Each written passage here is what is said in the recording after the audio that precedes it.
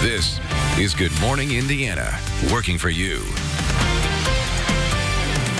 Right now at 6 on Good Morning Indiana.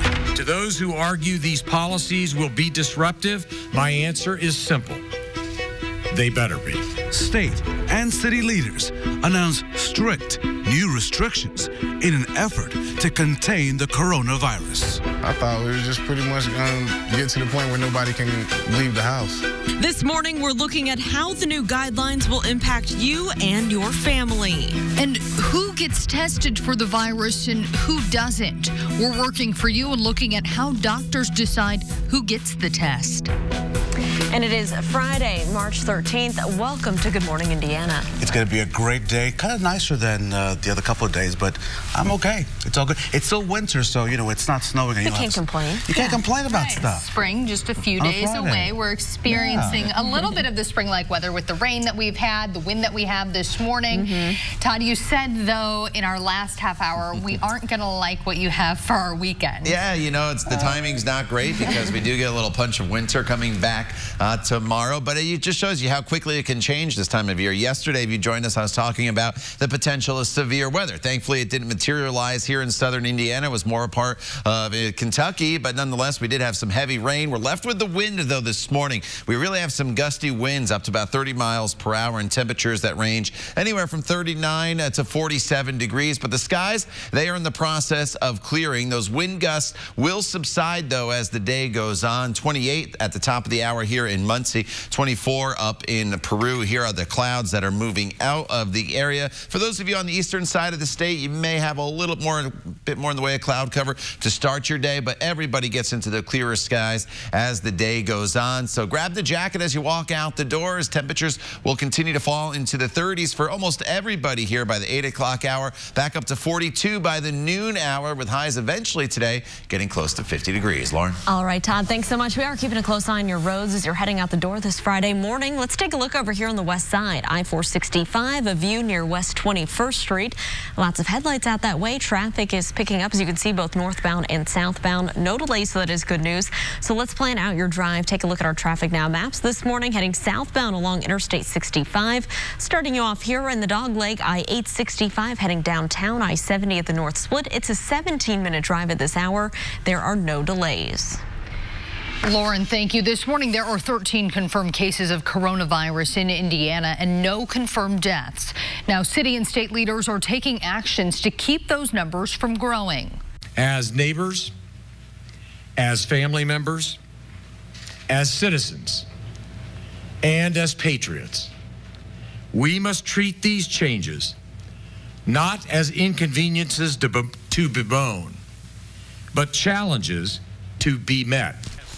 One of the major impacts of Mayor Hogstett's announcement is closing all Marion County schools. So check out the map, and here you'll see all 11 districts in Marion County, which will be closed starting today. Our Kelsey Anderson is live with what that means for you and your family. Kelsey, fill us in on this critical information. Hey, good morning. So more than 130,000 students go to those 11 school districts, and they're going to be closed for the next 3 weeks. And a lot of those students, they depend on school for their meals that they get throughout the week. The 11 school districts include Indianapolis Public Schools, Perry Township, Franklin Township, Warren, Lawrence, Washington, Pike, Wayne, and Decatur Township schools, in addition to Beech Grove and Speedway. All other county charter schools and private schools must be closed by no later than Monday. On the heels of the announcement, Mayor Hogstett addressed the thousands of students who depend on their school for food. The closure of a school does not simply mean lost class time. For many of our students, it has the potential to mean lost meals. That's why, working with Dr. Alicia Johnson and all of our other superintendents, I am pledging the full support of the city-county government toward ensuring that meals continue to be available throughout this school closure period. Now, all Marion County school superintendents are working together to provide meals for any child that needs one. While not every school district will have that plan up and running by today, Indianapolis Public Schools will have 7 locations ready to provide meals to any school in any student, in Marion County. They don't have to be an IPS student. Those locations are over on the IPS website, and you can find all of that over on on the IndyChannel.com as well. So we are also learning that school teachers and school staffers, some of them are being called into work today. We know that Perry Township bus drivers are cleaning their buses from top to bottom to make sure that everything is clean for when kids do return back to school in 3 weeks. Reporting live, Kelsey Anderson, RTV6. Kelsey, thank you so much. Our coverage now continues. Meanwhile, Indiana Governor Eric Holcomb announced a 20-day waiver for school corporations, allowing districts to cut down on the required 180 instructional days for the school year. And that's why we've seen most central Indiana school districts close, schools closing, switching now to e-learning. Along with Marion County schools, that includes Hamilton Southeastern and Carmel Clay. For specific details on how those districts are handling their shutdowns and additional announcements, download the RTV6 app. Here at 6:05 this morning, Plainfield show choir students are feeling those secondary impacts of the coronavirus firsthand. Our Alyssa Donovan is joining us live this morning with their story. Alyssa, good morning.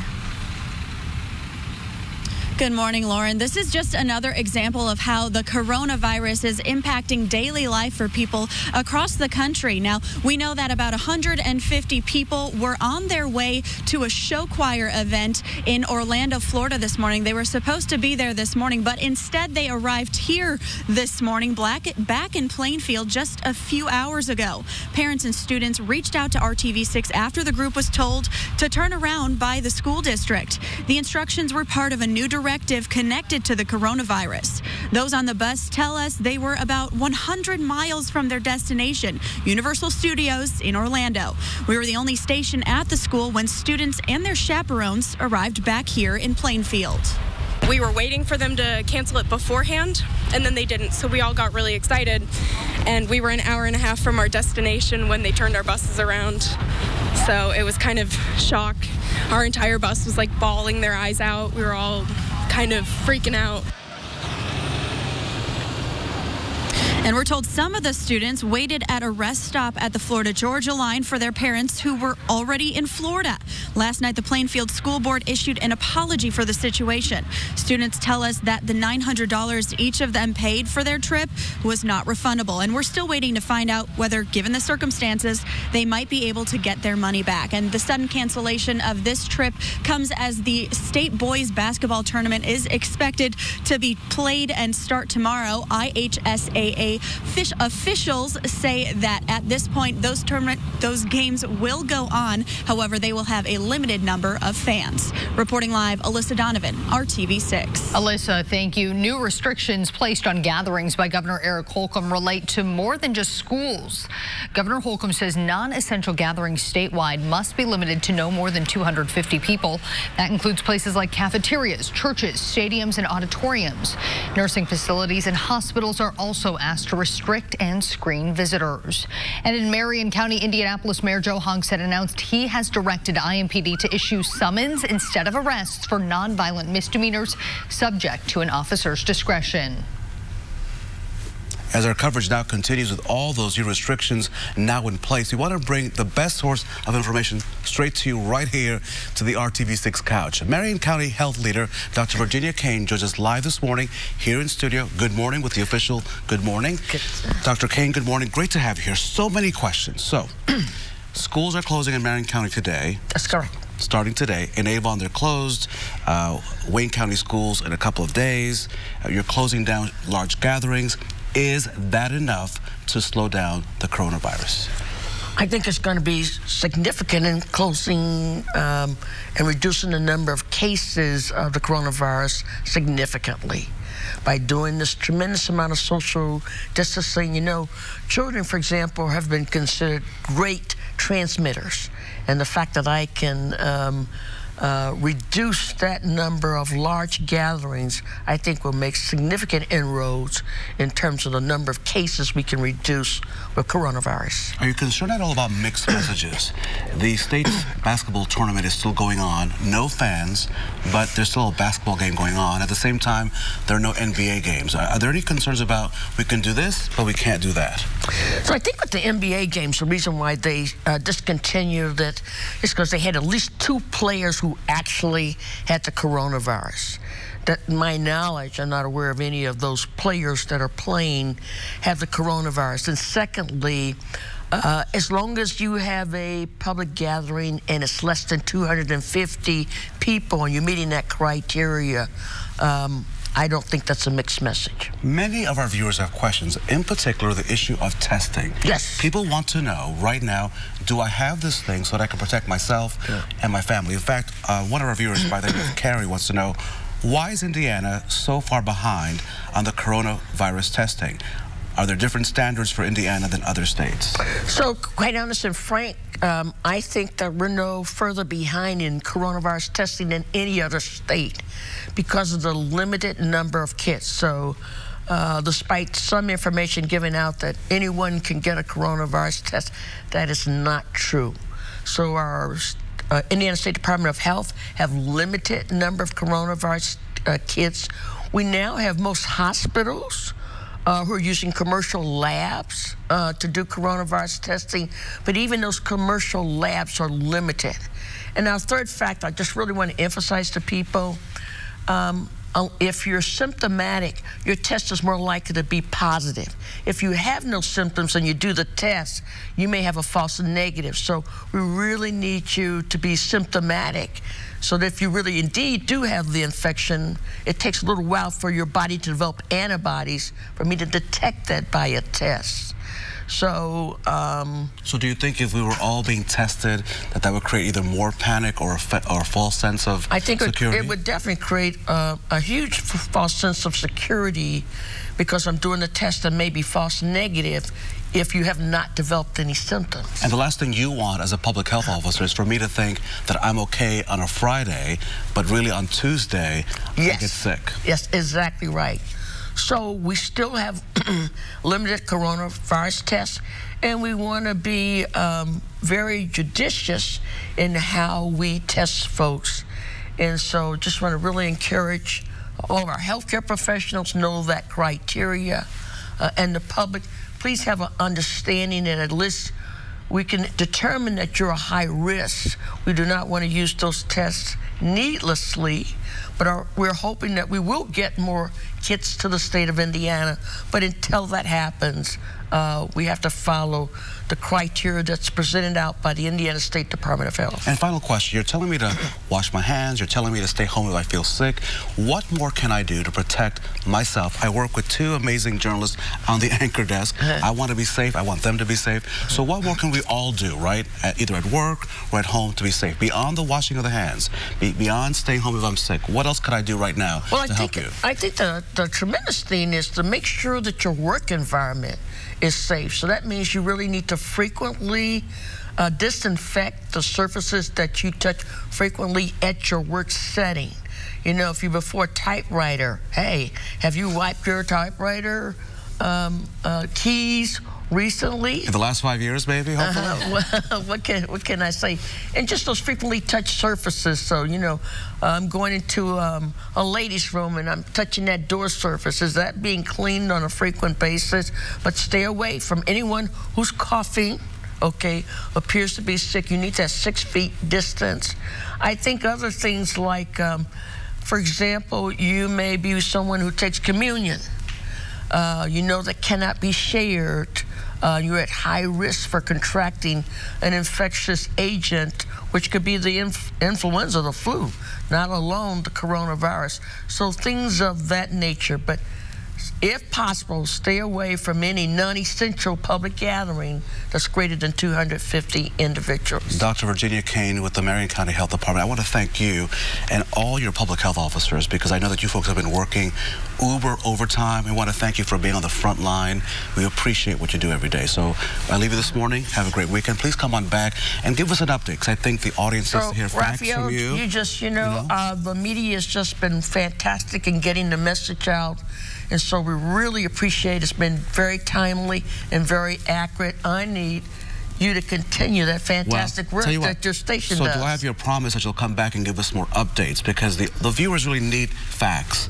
They don't need us just yapping. They need to hear from you straight from what you know. So you'll come back and give us facts? I'd love to come back. Okay. Thank you for inviting me. Thank you. Have a great morning and a great weekend. Lauren, now back to you. All right, Raphael. Well, new developments we know are breaking every day with the coronavirus, and that's why we've put all of our coverage and stories into one easy-to-find place for you. Just visit theindychannel.com/coronavirus to find the very latest up-to-date information. And we know it's a lot, and there's a lot of false information being spread online about the virus. So our Scripps National team is helping you weed through the fake news. We've put together everything you need to know in a 30-minute special called The Coronavirus, The Facts. It'll air tonight at 7 o'clock, only here on RTV6. We'll be right back.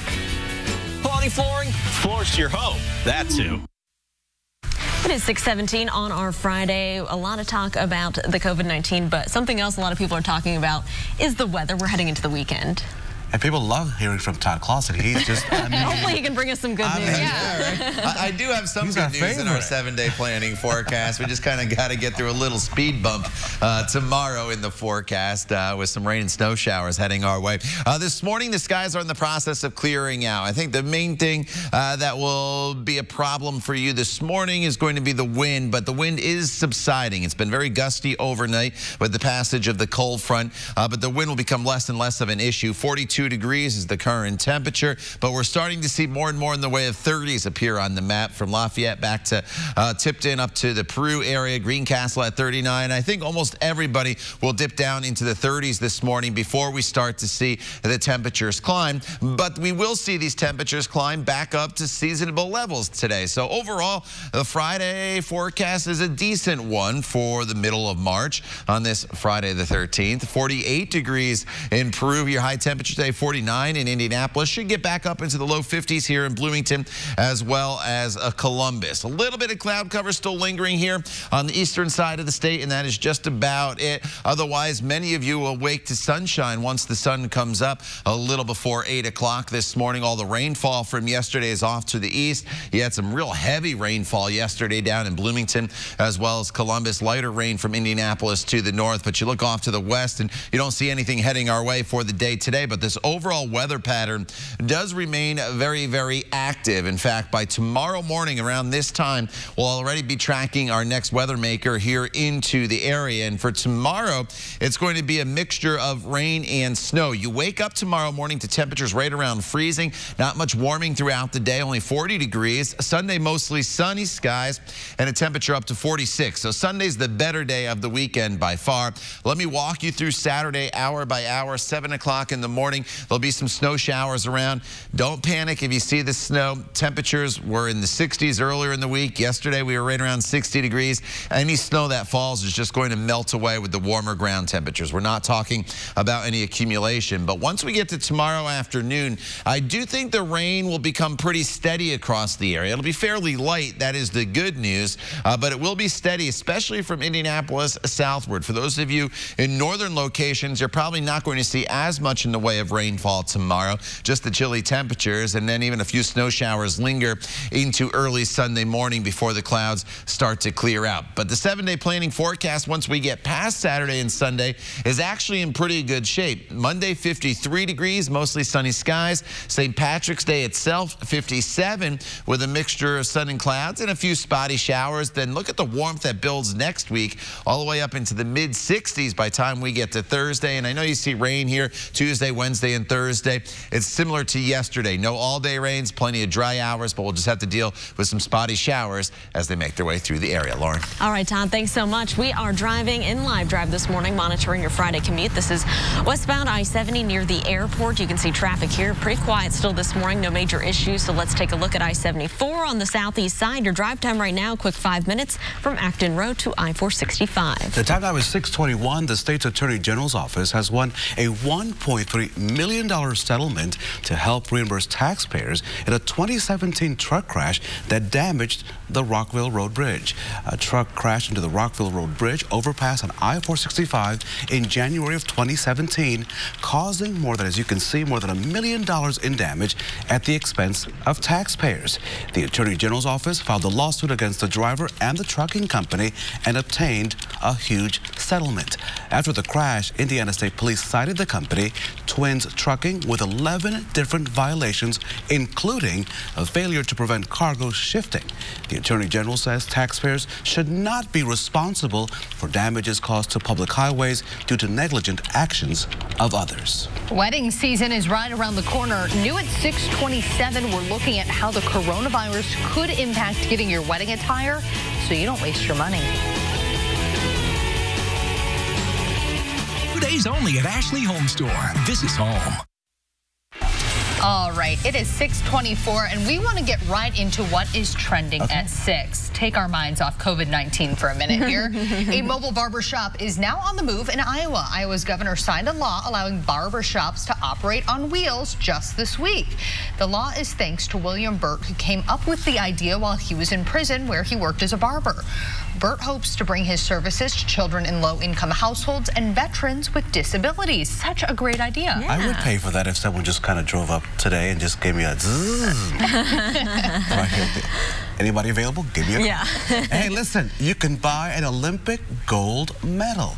A former NBA star, Charles Barkley, auctioning off one of his 2 Olympic medals. He plans to take the proceeds and build 20 homes in his hometown of Leeds, Alabama. He has medals from the 92 and 96 Olympic Games. Also up for grabs, his 1993 NBA MVP award. And I heard you guys talking about this earlier this morning. What a fantastic idea. Right. Yeah, great Why not? idea. Yeah, Why not? it's collecting dust on a shelf. That's right. Yeah, better use there. A South Carolina couple's journey battling cancer has inspired people all around the world. Ray Singleton's music has always made his wife Rosalind smile. In October, the couple learned that Rosalind's brain tumor had returned. When Rosalind went in for surgery, Ray made a video and wrote a song to it. It was there for her when she woke up. The video has been shared more than 1 million times online.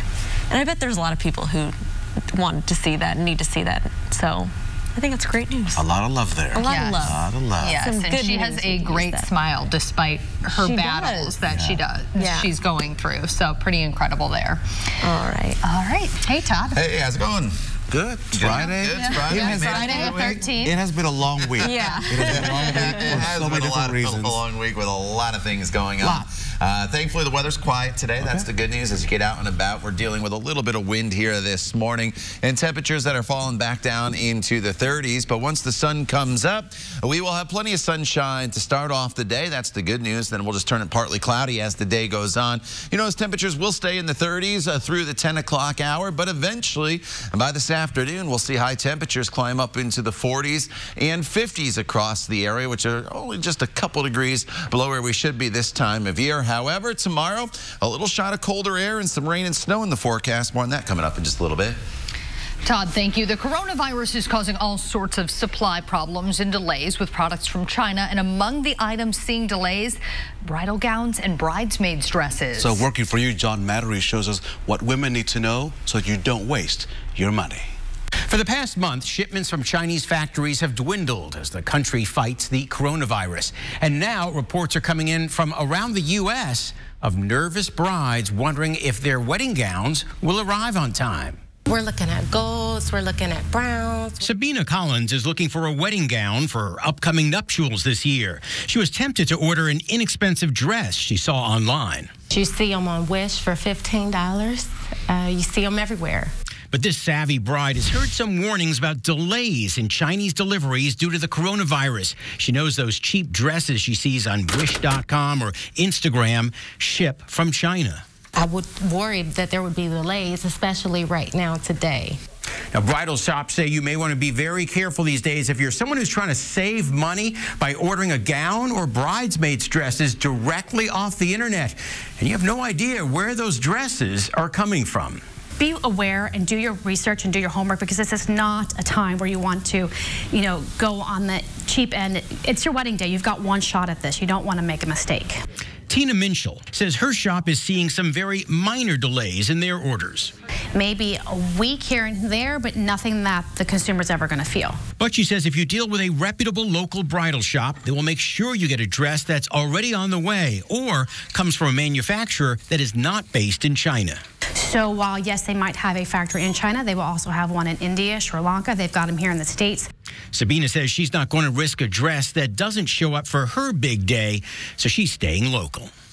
Even before the virus, brides have complained that discount dresses from China often look nothing like the photo. So read reviews before ordering so you don't waste your money. Working for you, I'm John Madries. Good morning, Indiana. This is Good Morning Indiana. Working for you. Now on Good Morning Indiana on this Friday morning, here's a look at your 6:30 news feed. Public events in Indiana and across the country are virtually being shut down to help stop the spread of coronavirus COVID-19. 13 people in Indiana have that virus now, and the city, state, and professional organizations are taking dramatic action to prevent the spread. More coming up in 2 minutes after your weather forecast. More local news. A 19-year-old will serve 50 years in prison for the murder of a doctor at his home on the northwest side of Indianapolis. Devin Seats was 16 when Dr. Kevin Rogers was murdered during an attempted robbery back in 2017. Seats agreed to plead guilty but later tried to change his mind. However, a judge ruled his plea could not be withdrawn. We're working to learn more about a shooting that left one person dead on Indy's west side last night. Metro police were called to the scene at North Exeter Avenue around 8:20 p.m. That is just east of the Indianapolis Motor Speedway. Officials say they found the victim dead at the scene. So far, that is all the information police have released. The state attorney general's office has won a $1.3 million settlement to help reimburse taxpayers in the 2017 truck crash that damaged that Rockville Road bridge. A truck crashed into the overpass on I-465 in January of 2017, causing more than $1 million in damage. The settlement is coming from the driver and the trucking company that employed him. It is 6:30 on your Friday morning, Friday the 13th. Thanks so much for joining us. Meteorologist Todd Clausen is here. It's going to be a little windy when folks step out the door. I think that's the #1 thing they'll notice if they haven't already heard it from inside their house. I was laying in bed and I could hear it whipping between my neighbor's house and mine this morning, but the wind will die down as the day goes on. That is the good news, and it won't really be an issue by the time we get to this afternoon. But as you walk out the door here this morning, you're walking out to 1, clearing skies and 2, cooler temperatures. We're in the 30s and 40s across the area right now. Still in the 40s in Indy, but even Indianapolis by 8 a.m. will be falling into the upper 30s temperature-wise as these clouds continue to depart. You notice a little bit of cloud cover still here on the far eastern side of this state, but when you look back off to the west, you notice there's not a whole lot going on. That's the sunshine we'll enjoy for the daytime hours today, but this is still overall a very active weather pattern. This rain that you see down across parts of Oklahoma, that will arrive by about this time tomorrow. So enjoy a quiet day of weather. Again, with those winds subsiding, temperatures will be in the 30s through about 10 a.m. We're into the low 40s by the noon hour with partly cloudy skies. Eventually, highs, Lauren, will be right around 50 degrees. All right, Todd, thanks so much. We are keeping a close eye on traffic this Friday morning, and our live drive vehicle is out there on the roads. Photographer Shea Goodpaster in the driver's seat. This is the dash cam view out in the Plainfield area. He's on State Road 267, heading towards US 40 Main Street there. Looks like traffic very quiet as you're heading out the door at this early hour. Of course, we'll continue to keep you updated. It is 6:32. Big changes in daily life all across our state as the battle against coronavirus COVID-19 continues. State and local officials officials are issuing new precautions for public events, and schools are closing as a number of cases in the state continues to rise. We're now at 13. One of the major impacts is on those schools, and now the governor is issuing a ban on gatherings of more than 250 people. Most of the school districts that are canceling classes, they are doing that at least for those in-person classes. So let's talk about the map. As you can see, Marion County, this is the Marion County map, the center of our city. As you can see here, all 11 school districts are closed starting today. Our Kelsey Anderson is live with all of the details. Kelsey, good morning. Hey, good morning, Raphael. So just those schools in Marion County, more than 130,000 kids go to those schools, just those 11 schools here. And a lot of them, they rely on those schools for their meals. So the 11 school districts include Indianapolis Public Schools, Perry Township, Franklin Township, Warren, Lawrence, Washington, Pike, Wayne, and Decatur Township schools, in addition to Beech Grove and Speedway. All of the county's charter and private schools must be closed by no later than Monday. They'll be closed for the next 3 weeks. Now, we spoke with a father of 5 who says it's a tough situation for families, but he understands why the schools are taking such precautions. Nobody's sick right now, but what happens when your kid is sick? Now you have to stay at home. Now you have to go to the hospital, you know, so better be safe than sorry, right? On the heels of the announcement, Mayor Hogsett addressed the thousands of students who depend on their school for food. As schools make plans to make sure no one is hungry, IPS is stepping up today and will have meals available for all Marion County students. Times and locations can be found on IPS's website. Now, we're also learning this morning that some teachers and school staffers are having to go back into school today. We do know that over in Perry Township that bus drivers are going to meet this morning to clean their buses from top to bottom to make sure everything is clean for when kids do return to school in 3 weeks. Reporting live, Kelsey Anderson, RTV6. Kelsey, thank you so much. At 6:34, we have more details for you. We can tell you that Governor Holcomb announced a 20-day waiver for school corporations that allows them to reduce the required 180 instructional days for the school year. And that's why we've seen most central Indiana school districts closing and now switching to e-learning. Along with Marion County schools, that also includes Hamilton Southeastern and Carmel Clay. Now, many school districts have spring break coming up as well, and they say they will evaluate how to handle classes after spring break as they monitor the spread of the coronavirus. For specific details on how those districts are handling the shutdowns and all additional announcements, please download the RTV6 app. The new normal when it comes to travel and public gatherings caused show choir students from Plainfield to take an unexpected and very long road trip. Those students were supposed to be in Florida, but now they are finally back home. Our Alyssa Donovan is live this morning with more on their odyssey that finally ended just a few hours ago. Alyssa, walk us through what happened to these kids. Well, Meredith, imagine spending nearly 2 full days on a bus just to end up right back to where you started. Now, Plainfield High School students tell us that is exactly what happened to them when the impact of the coronavirus impacted their trip. Now, that trip was long planned and cost the district tens of thousands of dollars. Some students first reached out to RTV6 yesterday afternoon, and they told us they had left for Orlando Wednesday night for an all-night trip to a show choir event at Universal Studios. Just about 2 hours from their destination, the buses were ordered by the school district to turn around and come back to Plainfield because of new directives related to coronavirus. 150 people, including students and professional musicians, were on the trip. RTV6 was there when they finally arrived home around 2 this morning. Some were disappointed, but they also understood the need for safety. Given that Universal Studios closed down all their parks just a few hours after we were told to come home, we would have had to come home anyway, so I'm not really surprised. Obviously, it's not a great situation for anybody involved, whether it be Universal or Fame or the school itself, but it is what it is.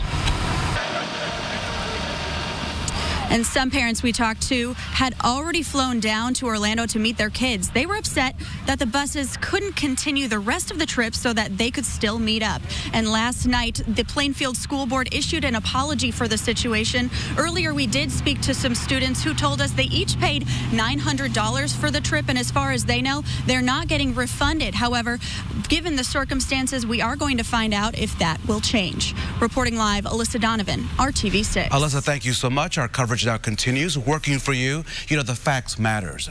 They all matter when it comes to protecting your health in light of the coronavirus. And joining us now is the Medical Director of Infection Prevention at IU Health University Hospital here in Indianapolis, Dr. Cole Beeler. Thank you for coming in. We appreciate you. Thank you for having me. We last talked on Tuesday. The world has changed rapidly since Tuesday. No travel from the U.S. to Europe.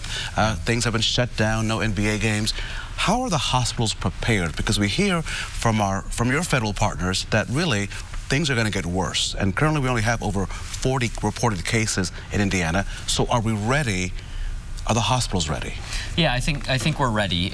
We are ready to absorb patients and take care of patients that are coming in with coronavirus, making sure that they're safe, and we're also ready to protect our patients that don't yet have coronavirus to make sure that they're not getting infected while they're in the hospital. We are no Washington State, and we are not New Rochelle, New York, which are seen as sort of the epicenters on each side of the coast. When those numbers start to rise, because we're told they're going to rise, and currently they're really low in Indiana. Yeah. Are you ready to, do we have enough ICU rooms? Do we have enough of those containment areas to handle Hoosiers who will need the medical care?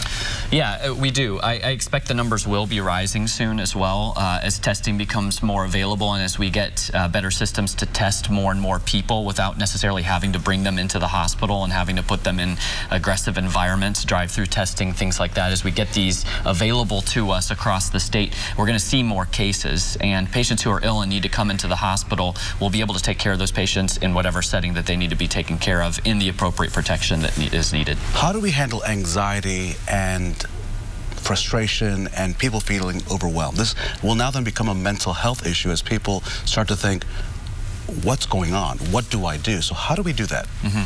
So I think that fear is part of the main enemies here. I think that there's an appropriate level of anxiety that people should have about this, though. This is something very serious that's coming to Indiana, and we have to protect ourselves. I would not blow this off. I would make sure that you protect your family.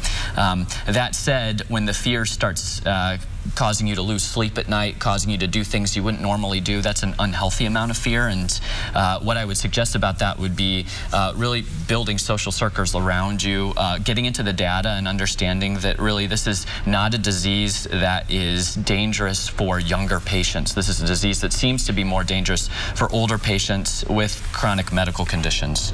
And we really have to be protecting those patients and making sure that they're safe. And final question, we had Dr. Virginia Kane here just a few minutes ago from the Marion County Health Department, and I asked her, beyond the washing of the hands, beyond the hello with the doing that kind of stuff, what more can we be doing to be safe? Because at the end of the day, we all just want to make sure that we don't spread something to a loved one or to a neighbor or to be that person. Sure. So the whole social distancing buzzword is, I think, what we like passing around a lot. And to me, it makes a lot of sense, is avoiding large groups of people, making sure that if you are one of those patients that has a lot of medical problems, that you're able to spread yourself out and not expose yourself to the virus. Dr. Cole Beeler, we thank you so much. We hope that you'll come back next Friday to give us an update, because we need facts. Right? Yeah, sure. And we want to make sure that the fear is low, but that people are informed. Yeah, so thank you for coming in. Thanks for having having a great weekend. We'll see you next Friday. Maybe, yeah. We'll see what happens. Yeah. We'll see. All right. All right. Well, lawmakers, Raphael, in Washington, they're also trying to get some help from Americans who are impacted by COVID-19. Coming up, whether a deal is close, plus conflicting news when it comes to the tests that are currently available. It is 6:41. Stick around. We'll be right back. Faster than braces. This morning in Washington, House Democrats and the Trump administration are closing in on a deal to help Americans impacted by the coronavirus. And it comes as there are some major problems getting enough tests out to the public. And we do want to reiterate what we heard in the last half hour with Dr. Virginia Kane. You should only be tested right now if you're symptomatic. Otherwise, she says you could get that inaccurate reading. ABC's Andrew Dimbert is in Washington right now with more on the measures being proposed.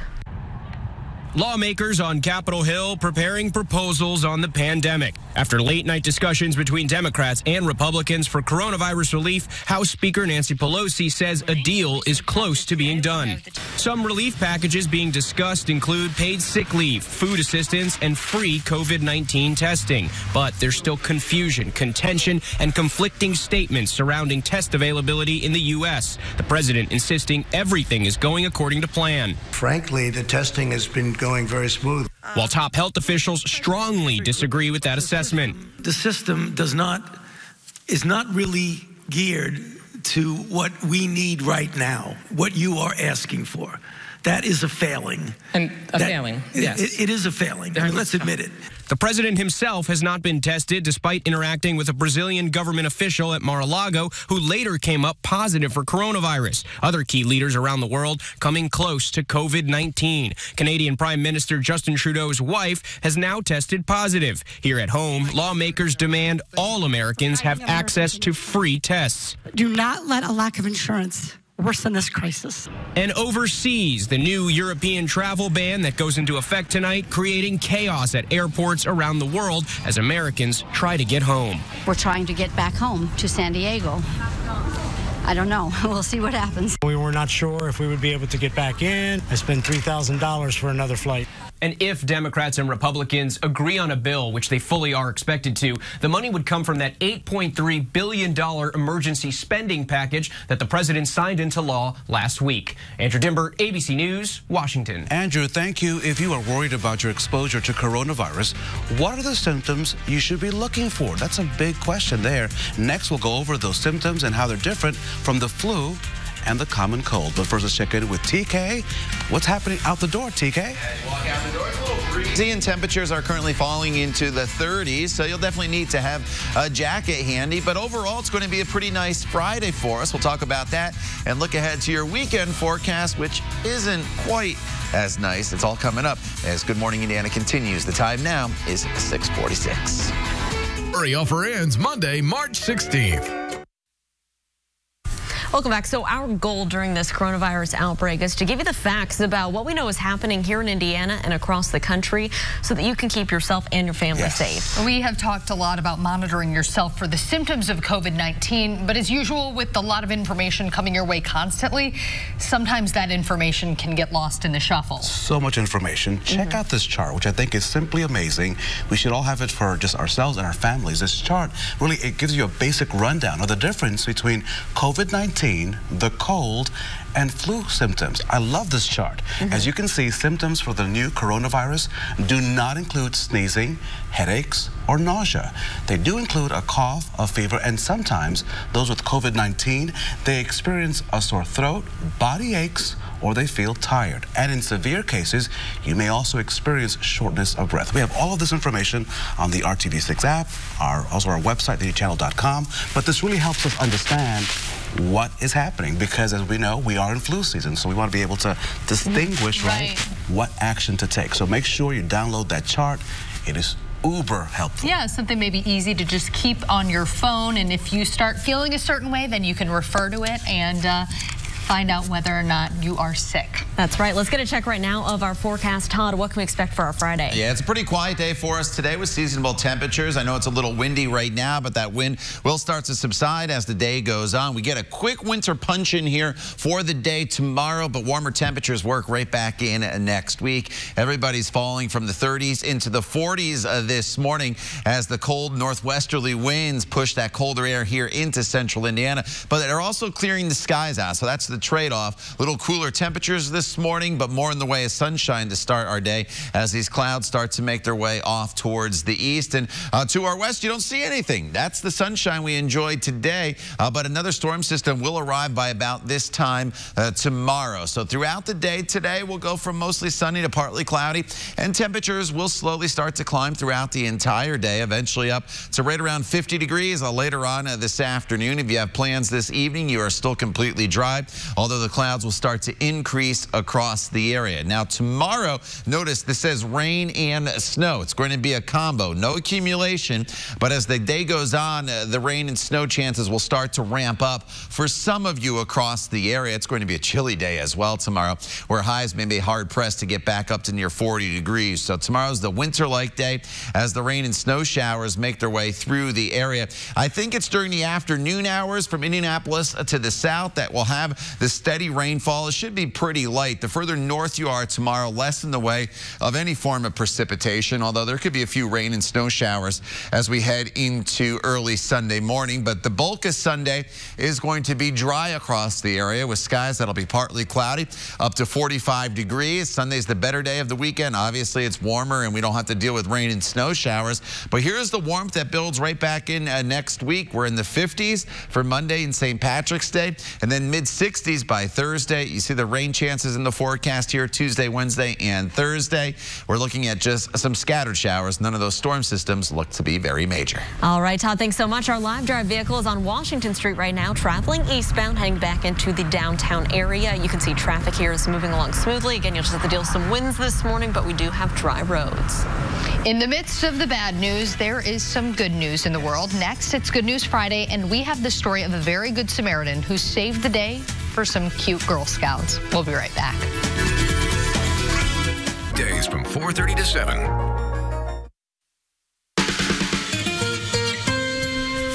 All right, well, it's been a little tough to find some good news this week, but we did want to end your week with at least one good story to kind of lift you up a little bit. TGIF, we may have heard the story of Tracy Brown, right? She's a Girl Scout mom who was selling cookies with her daughter in the nation's capital. A thief stole all the money they had collected. I'm talking about $1,500 in all. And Tracy herself, she was hit by the thief's getaway car as she tried to get that money back. Well, here's where the good news comes in. Tracy later got a call from a man who said he wanted to help. Next thing Tracy knew, the man who wanted to remain anonymous had transferred $1,500 to her bank account. Tracy said she ran to her bank to quickly withdraw the money and give it to the Girl Scout organization. The man would only tell Tracy he was a retired military veteran from Maryland. Tracy says she can now teach her girls that there are truly good people in the world. Everywhere. That ended really, really well. That's awesome. Love that. Yeah, and sometimes in tough times, that's when these good stories come out. So maybe we'll see they really more of shine them. Through. Yeah. Tracy, I would buy a box load of Thin Mints if I could. Right now.